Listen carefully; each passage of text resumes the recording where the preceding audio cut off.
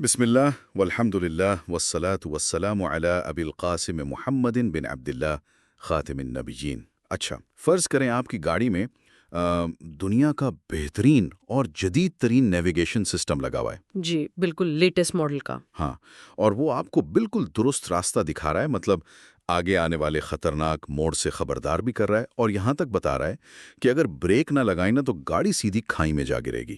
صحیح، پوری وارننگ دے رہا ہے۔ لیکن انسان پھر بھی اسکرین کو دیکھتا ہے، وہ وارننگ سنتا ہے اور پھر بھی ایکسیلریٹر دبا کر گاڑی کھائی میں گرا دیتا ہے۔ مطلب کوئی بھی باشعور انسان سوچے گا کہ آخر ہم جان بوجھ کر اتنی بڑی بے وقوفی کیوں کرتے ہیں؟ واقعی یہ ایک بہت عجیب بات لگتی ہے۔ ہے نا؟ اور جب ہمیں اپنی اس کھلی نافرمانی اور غفلت کا احساس ہوتا ہے تو بے ساختہ شرمندگی سے کہنا پڑتا ہے استغفر اللہ۔ تو آج کے اس تفصیلی جائزے میں ہم دراصل اسی رویے کو سمجھنے کی کوشش کریں گے۔ اور اس کے لیے ہم نے جو مواد چنا ہے وہ بہت شاندار ہے۔ بالکل۔ آج ہم کتاب Al-Hadi the divine guide and the paths of guidance کے ذریعے سے یہ گہرا مطالعہ کریں گے کہ ہدایت اصل میں کیا چیز ہے اور انسان حق کو جان لینے کے باوجود اس سے منہ کیوں موڑ لیتا ہے۔ یہ جو آپ نے نیویگیشن سسٹم کی مثال دی نا، یہ انسان کی نفسیاتی کشمکش کو سمجھنے کے لیے بہت پرفیکٹ ہے۔ مسئلہ یہ نہیں ہے کہ راستہ موجود نہیں ہے، صحیح۔ مسئلہ یہ ہے کہ ہم اس پر چلنے کا فیصلہ کیوں نہیں کر پاتے۔ اس کتاب کا سارا فوکس اللہ تعالیٰ کے ایک بہت خوبصورت نام الہادی کے گرد گھومتا ہے۔ تو پھر شروعات اسی نام سے ہی کر لیتے ہیں۔ مطلب جب ہم الہادی سنتے ہیں تو ذہن میں فوراً ایک گائیڈ یا راستہ دکھانے والے کا تصور آتا ہے۔ جی ہاں، ایک عام فہم مطلب یہی ہے۔ لیکن میں ذرائع میں دیکھ رہا تھا کہ اس کے لغوی معنی میں ایک بہت حیران کن پہلو چھپا ہے۔ کیا آپ اس کی تھوڑی سی وضاحت کریں گے؟ بالکل۔ دیکھیں، اگر ہم عربی لغت کی گہرائی میں جائیں نا تو الہادی کا مطلب صرف یہ نہیں ہے کہ خشک انداز میں ایک نقشہ تھما دیا یا دور سے انگلی کا اشارہ کر دیا۔ اچھا، تو پھر اس میں مزید کیا شامل ہے؟ لغت کے ماہرین بتاتے ہیں کہ اس میں دو پہلو ہیں۔ پہلا یہ کہ آگے چل کر منزل کا راستہ دکھانا، اور دوسرا معنی جو بہت ہی دل فریب ہے، وہ دراصل ہدیہ یا تحفے کے لفظ سے جڑا ہے۔ ارے واہ، تحفہ! جی، یعنی انتہائی نرمی، محبت اور لطف و کرم کے ساتھ رہنمائی کرنا۔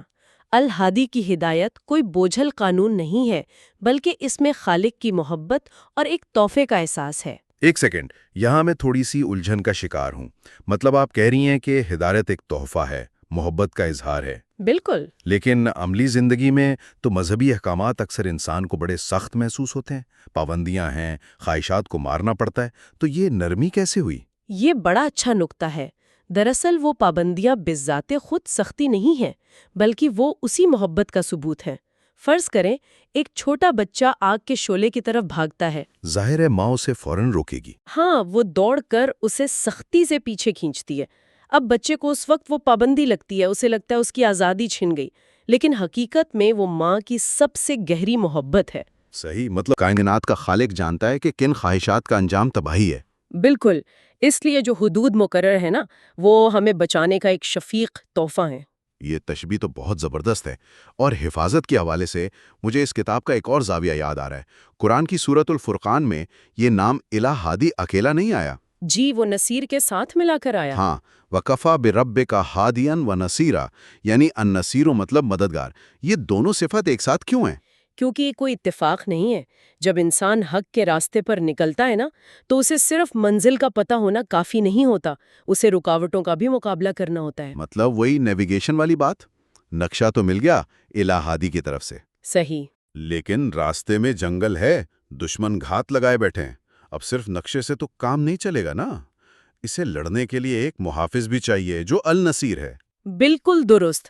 انبیاء کو چونکہ ہمیشہ ظالموں کا سامنا رہا، اس لیے انہیں ہدایت اور مدد دونوں ایک ساتھ ملے، اور یہی وجہ ہے کہ حق پر چلنے والے کو کائنات کی سب سے بڑی طاقت کی پشت پناہی مل جاتی ہے۔ کیا بات ہے! اچھا، اب اس کتاب کے ایک اور بہت ہی فکر انگیز حصے کی طرف چلتے ہیں۔ ہم عموماً ہدایت کو صرف مذہب تک محدود سمجھتے ہیں نا؟ ہاں، ہمارا ذہن صرف عقیدے کی طرف جاتا ہے۔ لیکن ذرائع بتاتے ہیں کہ ہدایت کی 4 مختلف اور آپس میں جڑی ہوئی قسمیں ہیں۔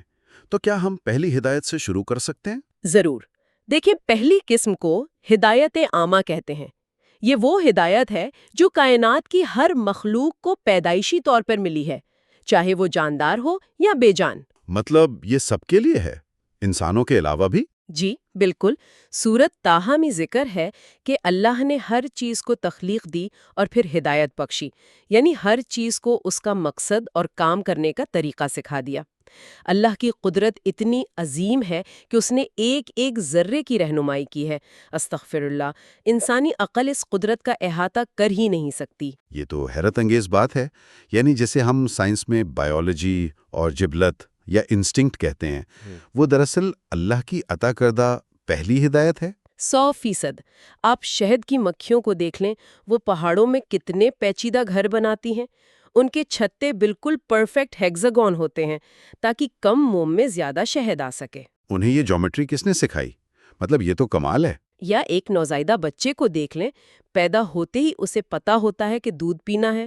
یہ سب ہدایت عامہ ہیں۔ اچھا، اس بات کو انسانوں پر لاگو کریں تو ایک تضاد نظر آتا ہے۔ جانور اور کائنات کی ہر چیز اپنی اس پیدائشی ہدایت کی پوری پابندی کر رہی ہے۔ بالکل، مکھی کبھی بغاوت نہیں کرتی۔ لیکن دوسری طرف ہم انسان ہیں جنہیں عقل ملی، شعور ملا، اور ہم روز اپنے شعوری فیصلوں میں نافرمانی کرتے ہیں۔ یہی تو وہ احساس ہے جو ہمیں ہدایت کے دوسرے درجے کی طرف لاتا ہے۔ وہ دوسرا درجہ کیا ہے؟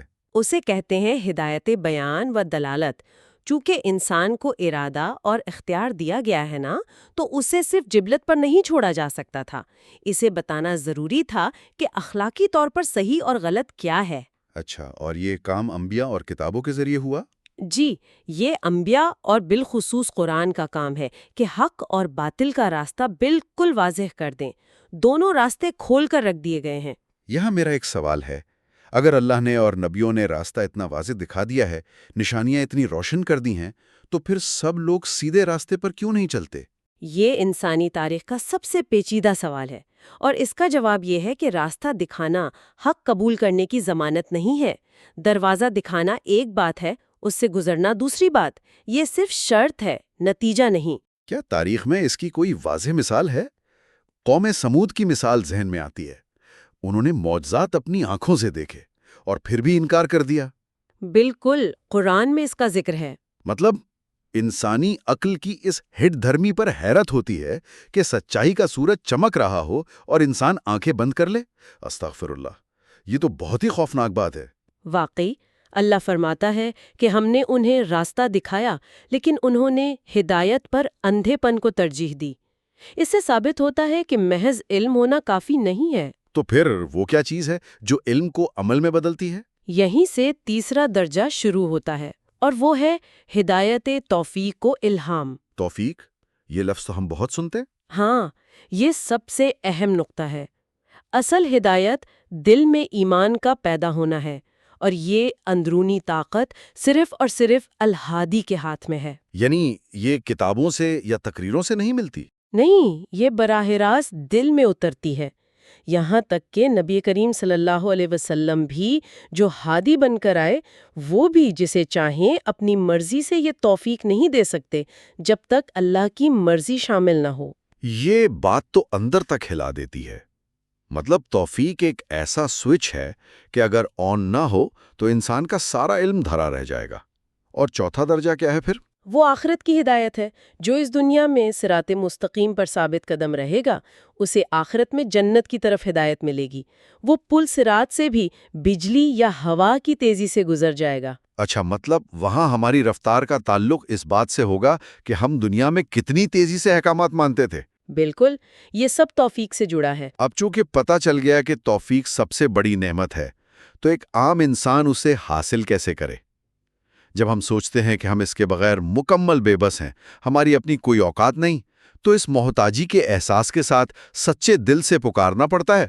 استغفر اللہ۔ ہمیں اسے پانے کا طریقہ تو جاننا ہوگا۔ طریقہ بالکل ہے۔ اس کے لیے انسان کو اپنے ذہن کے دروازے کھولنے پڑتے ہیں، آفاق اور انفس میں غور و فکر کرنا پڑتا ہے۔ مطلب کائنات پر غور کرنا۔ جی، اس حوالے سے امام ابو حنیفہ کا ایک بہت مشہور واقعہ ہے ذرائع میں۔ کچھ دہریے جو خدا کو نہیں مانتے تھے، ان کے پاس آئے۔ اچھا، تو انہوں نے دلیل مانگی ہوگی؟ ہاں، امام صاحب نے ان سے 3 دن کا وقت مانگا۔ جب وہ واپس آئے تو امام صاحب خاموش بیٹھے گہری سوچ میں تھے۔ تو دہریوں نے کیا پوچھا؟ انہوں نے پوچھا کہ آپ کس سوچ میں ہیں؟ امام صاحب نے کہا، میں ایک عجیب صورتحال کے بارے میں سوچ رہا ہوں۔ میں نے تصور میں ایک ایسی کشتی دیکھی جو سمندر میں خود بخود چل رہی ہے، اپنا سامان کنارے پر خود اتار رہی ہے اور اس کا کوئی کپتان نہیں ہے۔ ارے، تو ان دہریوں نے تو مذاق اڑایا ہوگا اس بات کا۔ بالکل، وہ ہنسنے لگے کہ یہ کیسا پاگل پن ہے، بھلا ایک بیجان کشتی بغیر چلانے والے کے طوفانوں سے کیسے گزر سکتی ہے؟ اور یہیں پر امام صاحب نے اپنا وار کیا ہوگا۔ جی، انہوں نے فرمایا کہ اگر ایک چھوٹی سی لکڑی کی کشتی بغیر کپتان کے نہیں چل سکتی تو یہ اتنی عظیم کائنات، سورج، چاند، موسم، یہ سب اتنے پرفیکٹ نظام کے تحت بغیر کسی خالق کے کیسے چل سکتے ہیں؟ واہ، کتنی سادہ لیکن زبردست منطق ہے۔ مطلب کائنات کا ڈیزائن خود ایک بہت بڑا گائیڈنس سسٹم ہے۔ یقیناً، لیکن صرف کائنات کو دیکھنے سے خالق کا پتہ تو چلتا ہے، مگر خالق کی پسند ناپسند نہیں پتہ چلتی۔ صحیح، وہ کیسے پتہ چلے گی؟ اس کے لیے قرآن کا مطالعہ ناگزیر ہے، اور ساتھ ہی دو اور چیزیں اہم ہیں: نیک لوگوں کی صحبت اور سچی توبہ۔ توبہ کا توفیق سے کتنا گہرا تعلق ہے۔ بہت گہرا۔ گناہ دل پر زنگ چڑھا دیتے ہیں۔ جب انسان سچی توبہ کرتا ہے، اپنے رب کے حضور روتا ہے اور اپنے گناہوں کی معافی مانگتے ہوئے استغفر اللہ ادا کرتا ہے تو وہ زنگ دھل جاتا ہے، دل نرم ہو جاتا ہے۔ مجھے یہاں نبی کریم صلی اللہ علیہ وسلم کی تہجد کی دعائیں یاد آ رہی ہیں۔ وہ اپنی دعاؤں میں مسلسل ہدایت مانگتے تھے۔ اللہم اہدنی وسددنی۔ اب سوچیں، جو خود ہادی ہیں وہ بار بار کیوں مانگ رہے ہیں؟ یہ بہت اہم سوال ہے۔ اس سے ثابت ہوتا ہے کہ ہدایت کوئی ایک بار ملنے والی چیز نہیں ہے، یہ تو لائف ٹائم ممبرشپ ہے جسے روز رینیو کرنا پڑتا ہے۔ بالکل، یہ ایک متحرک اور مسلسل سفر ہے۔ کل کی توفیق آج کے فتنوں کے لیے کافی نہیں ہے۔ صحیح۔ اچھا، یہ تو ہو گیا ہدایت حاصل کرنے کا طریقہ۔ اب ذرا ان چیزوں کی بات کریں جو بلاکنگ فیکٹرز ہیں، جو رکاوٹیں بنتی ہیں۔ یہ جاننا تو بے حد ضروری ہے۔ ان رکاوٹوں میں سب سے اوپر تکبر اور حسد جیسی بیماریاں آتی ہیں۔ تکبر حق کے راستے میں کیسے رکاوٹ بنتا ہے؟ تکبر انسان کی آنکھوں پر ایسی پٹی باندھتا ہے کہ وہ سچائی دیکھ کر بھی نہیں مانتا۔ اسے لگتا ہے اس سے بہتر کوئی حق ہو ہی نہیں سکتا۔ اور جب ہم سوچتے ہیں کہ کہیں ہمارے اپنے اندر بھی تو یہ تکبر خاموشی سے جڑیں نہیں پکڑ رہا، تو خوف سے دل کانپ جاتا ہے۔ استغفر اللہ، یہ بہت خطرناک بیماری ہے۔ اس کی میں ایک تشبیہ دوں گا۔ فرض کریں ایک بہت مہنگا باغیچہ ہے، لیکن آپ نے اس کی زمین پر سخت کنکریٹ بچھا دیا ہے۔ صحیح۔ اب اس پر آپ جتنا مرضی صاف پانی ڈالیں، دنیا کی بہترین کھاد اور بیج ڈالیں، وہاں ایک پودا بھی نہیں اگ سکتا۔ بیج اگنے کے لیے مٹی کا نرم ہونا ضروری ہے۔ بہت خوبصورت مثال ہے۔ تکبر وہ کنکریٹ ہے جو دل کو سخت کر دیتا ہے۔ ابلیس کی مثال ہی لے لیں۔ بالکل، ابلیس کا مسئلہ علم کی کمی تھوڑی تھا، اس کا اللہ سے براہ راست مکالمہ ہوتا تھا۔ اس کا مسئلہ تکبر تھا۔ اس نے کہا، میں آگ سے بنا ہوں، میں آدم کو سجدہ نہیں کروں گا۔ اور اس انا نے اسے ہمیشہ کے لیے دھتکار دیا۔ جی، اور تکبر کے علاوہ ایک اور بڑی رکاوٹ ہے، برے دوستوں کا اثر۔ یہ بہت دل خراش ہے۔ برے دوستوں کا دباؤ، تاریخ میں اس کی کون سی مثال ہے؟ سب سے طاقتور مثال ابو طالب کے آخری وقت کا واقعہ ہے۔ انہوں نے ساری زندگی نبی صلی اللہ علیہ وسلم سے بے پناہ محبت کی اور ان کا دفاع کیا۔ تو پھر مرتے وقت ان کے لیے کلمہ پڑھنا تو آسان ہونا چاہیے تھا۔ یہی تو المیہ ہے۔ جب ان کا آخری وقت آیا تو نبی صلی اللہ علیہ وسلم انتہائی تڑپ کے ساتھ ان کے پاس گئے، درخواست کی کہ بس ایک بار میرے کان میں کلمہ پڑھ دیں تاکہ میں قیامت کے دن سفارش کر سکوں۔ تو پھر وہ کیوں رک گئے؟ رکاوٹ ان کا دل نہیں تھا، رکاوٹ وہ لوگ تھے جو بستر کے پاس بیٹھے تھے، مکہ کے سردار، ابو جہل اور دیگر۔ جیسے ہی نبی صلی اللہ علیہ وسلم درخواست کرتے، وہ نام نہاد دوست ان کی خاندانی انا کو للکارنے لگتے۔ اچھا، وہ کیا کہتے تھے؟ وہ تانے دیتے کہ کیا تم مرتے وقت اپنے باپ دادا کے دین سے پھر جاؤ گے؟ مکہ والے کیا کہیں گے؟ تو انہوں نے لوگ کیا کہیں گے والی دکھتی رگ پر ہاتھ رکھا۔ بالکل، انہوں نے قبائلی غیرت کا ایسا نفسیاتی دباؤ ڈالا کہ ابو طالب اندر سے ٹوٹ گئے اور انہوں نے کلمہ نہیں پڑھا۔ یہ تو واقعی بہت افسوسناک ہے۔ ایک انسان جس کے سامنے سچائی موجود ہو اور وہ محض ارد گرد کے مغرور لوگوں کے تانوں سے بچنے کے لیے کلمہ نہ پڑھے، اس کا کتنا برا انجام ہوا۔ ایسے افسوسناک واقعہ اور محرومی پر دل دہل جاتا ہے اور زبان سے نکلتا ہے استغفر اللہ۔ یہ واقعہ تو ہمیں بتاتا ہے کہ ماحول انسان پر کتنا گہرا اثر ڈالتا ہے۔ بالکل، بعض اوقات یہ دباؤ فیصلہ کن ہوتا ہے، اسی لیے سچی صحبت اختیار کرنا ضروری ہے۔ تو اگر ہم اس ساری گفتگو کو سمیٹیں تو نتیجہ یہ ہے کہ الہی وہ ہستی ہے جس نے کائنات کے ذرے ذرے کو منزل تک پہنچنے کا راستہ دکھایا ہے۔ ہدایت کوئی جامد شے نہیں، بلکہ اسے علم، اخلاص اور دعا سے مسلسل بڑھایا جا سکتا ہے۔ اور الہی اس شخص کو کبھی تنہا نہیں چھوڑتا جو سچے دل سے حق تلاش کرے۔ بالکل۔ اور چلتے چلتے میں سننے والوں کے لیے ایک فکری سوال چھوڑنا چاہتا ہوں۔ ذرا اپنے جسم پر غور کریں۔ ہماری سانسیں، دل کی دھڑکن، ہمارا ایک ایک خلیہ یا سیل اس ہدایت عامہ کے تحت بہترین کام کر رہا ہے جو اللہ نے اسے دی ہے۔ بے شک وہ پوری پابندی کر رہا ہے۔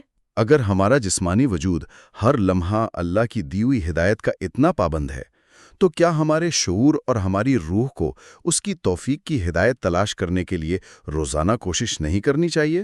ھذا ما عندی واللہ ورسولہ اعلم بالصواب۔ ھذا ما عندی ورسولہ اعلم بالصواب۔